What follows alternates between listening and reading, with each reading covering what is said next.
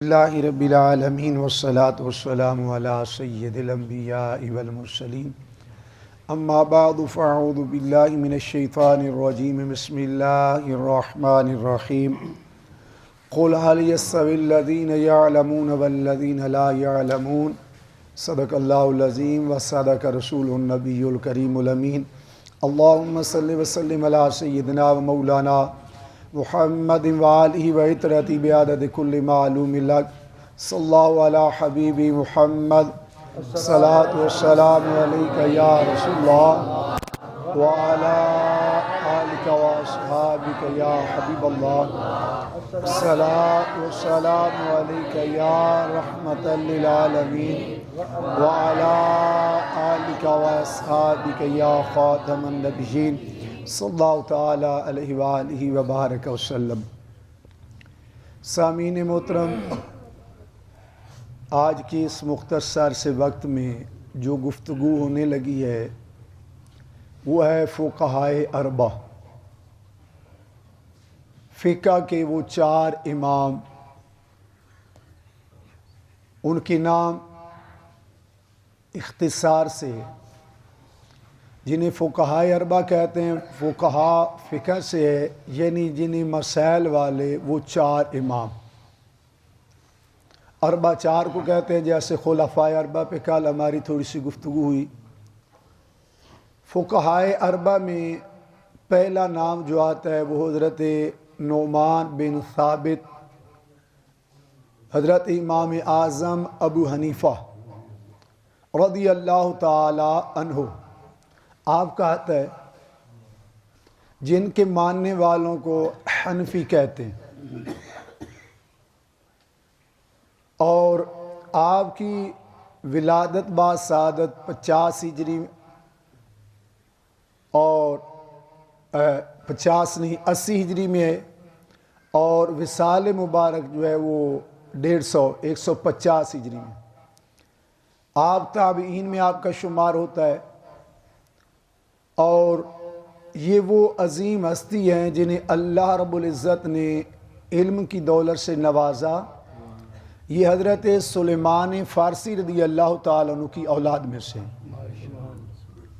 آپ نے کیا تاجدار کائنات صلی اللہ تعالیٰ علیہ وآلہ وبارک وسلم کے فرمودات کو اکٹھا کیا، اور انہیں اکٹھا کر کے اس مسائل پہ تحقیق کی جو حضور سرور عالم صلی اللہ علیہ وسلم کا آخری عمل مبارک تھا، جس عمل مبارک پہ آپ کا دوام تھا، اس عمل کو حضور کی امت کو عطا کیا۔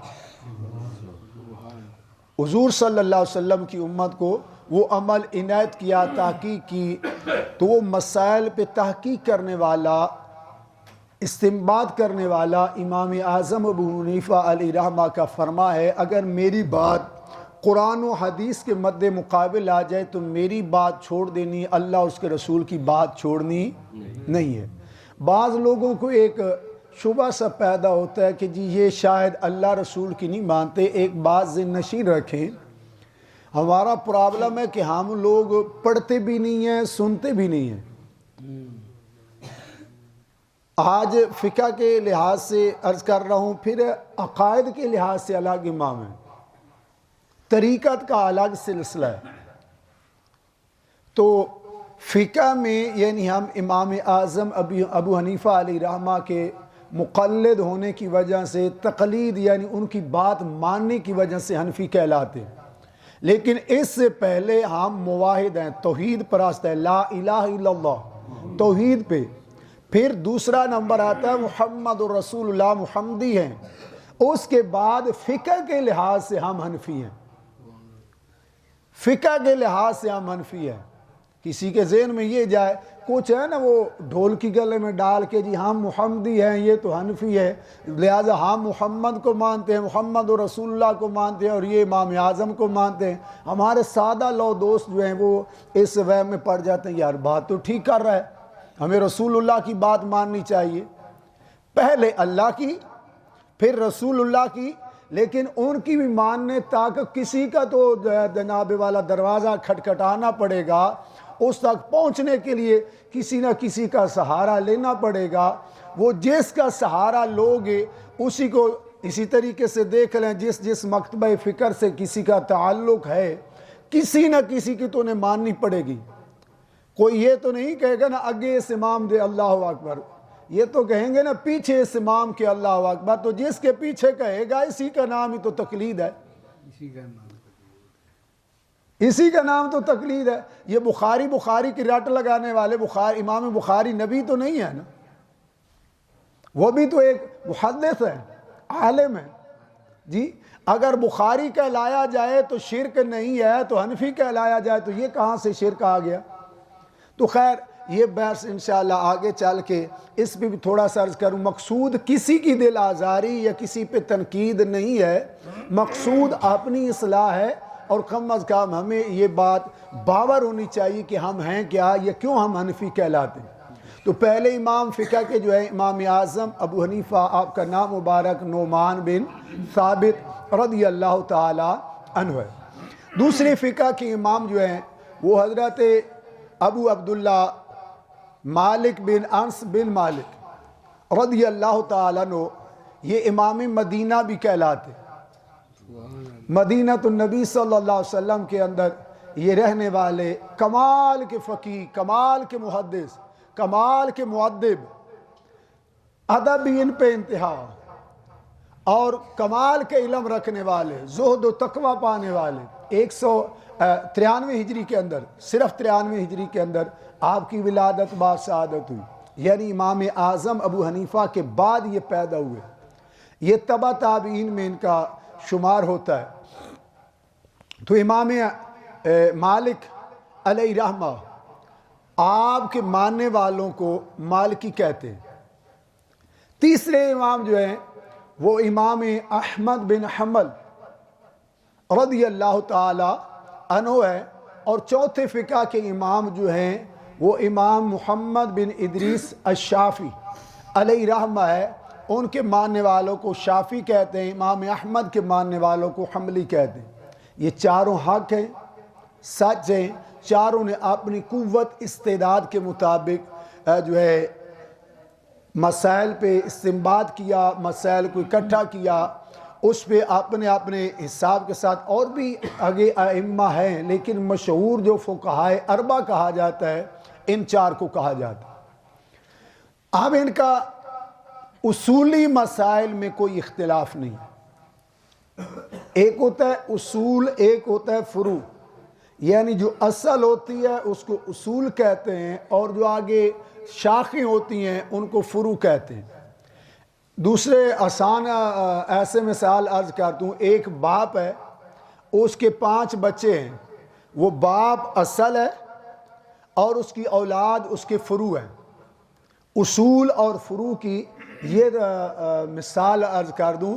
اصول جو ہے یعنی نماز فرض ہے, یہ اصول ہے. اب کس ٹائم سے کس ٹائم تک ادا کی جاتی ہے یہ آگے فروعی مسئلات ہے. اس میں اختلاف تو ہو سکتا ہے لیکن نماز میں اختلاف نہیں. اسی طریقے سے روزہ ہے, حج ہے, زکوٰۃ ہے, یہ دیگر مسائل ہیں. تو یہ اصول ہے. آگے ان کے اندر بحث جو ہے یہ فروع ہے. تو اس میں آپ دیکھیں نماز تراویح چلتی ہیں, ٹھیک ہے, ایک بندہ 1.25 سپارہ پڑھتا ہے, ایک سپارہ پڑھتا ہے, ایک بندہ 1.5 سپارہ پڑھتا ہے. تراویح کے ساتھ وہ اصول بن گئے اور آگے ان کے فروع ہے. کسی کا جی چاہا اس نے سپارہ پڑھ لیا. آپ سپارہ پڑھنے والا کہے کہ 1.25 سپارے والا غلط کر رہا ہے, 1.25 سپارے والا کہے کہ 1.5 سپارے والا نہیں. وہ ان کا ایک اپنا طریقہ اس سے چل رہے ہیں.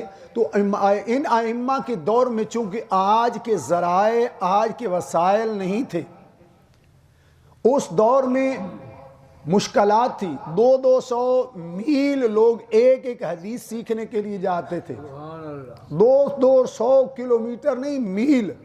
یعنی موجودہ تو وہ تقریباً بنیں گے 300 سے بھی اوپر چلے جائیں گے, 350 پونے 400 کے قریب جائیں گے. اگر ہمیں اب آپ گھر سے اٹھ کر مسجد تک آتے ہیں, جس مسلک کا بھی کوئی ہے, 4 قدموں پہ مسجد ہے, ہمارے پاس تو وہاں نہیں جایا جاتا. اور یہ لوگ سینکڑوں کلومیٹر سفر اس لیے کرتے کہ اللہ کے پیغمبر صلی اللہ علیہ وسلم کی ایک ایک حدیث جو ہے وہ سننے کے لیے تشریف لے کر جاتے۔ میں نے ائمہ قرات کا، بلکہ میرے ذہن میں یہی ائمہ قرات کے بارے میں آیا کہ انشاءاللہ جو ہم قرآن پاک پڑھتے ہیں اس کے امام کا کیا نام ہے؟ ائمہ قرات جسے کہتے ہیں۔ ائمہ طریقت کیا ہے؟ ہمارے طریقت کے شیخ کون ہیں؟ عقائد کے شیخ کون ہیں؟ تو آج کی اس نشست میں فقہائے اربعہ کے بارے میں کہ امام اعظم ابو حنیفہ، دوسرے ہیں امام مالک علیہ رحمہ، تیسرے ہیں امام احمد بن حنبل علیہ رحمہ، چوتھے ہیں امام شافعی علیہ رحمہ۔ اللہ رب العزت ان ائمہ کے قبور کے اوپر کروڑوں رحمتیں نازل فرمائے، جنہوں نے محنت کر کے ہمیں یہ شریعت مطہرہ کے مسائل کا عظیم تحفہ عطا کیا۔ تو وہ عظیم تحفہ آج بھی فقہ کی صورت میں جب بھی ہمیں کوئی مشکل پیدا ہوتی ہے، چاہے ہمیں غسل جنابت کی مسئلہ ہو، چاہے تیمم کا مسئلہ ہو، چاہے روزے کا مسئلہ ہو، چاہے جناب والا کفارے کا مسئلہ ہو، چاہے دیت کا مسئلہ ہو، چاہے نکاح کا مسئلہ ہو، چاہے طلاق کا مسئلہ ہو، چاہے ردات کا مسئلہ ہو، یہ جتنے مسائل ہیں یہ ان ائمہ کی قربانی ہے جن کے صدقے سے آج ہم تک یہ مسائل پہنچے۔ اللہ رب العزت ان کے درجات بلند فرمائے اور ہمیں ان ائمہ کے حالات پڑھ کر ہمیں بھی وہ عشق، عقیدت اور علم کی دولت سے مالا مال فرمائے۔ وما علیہ۔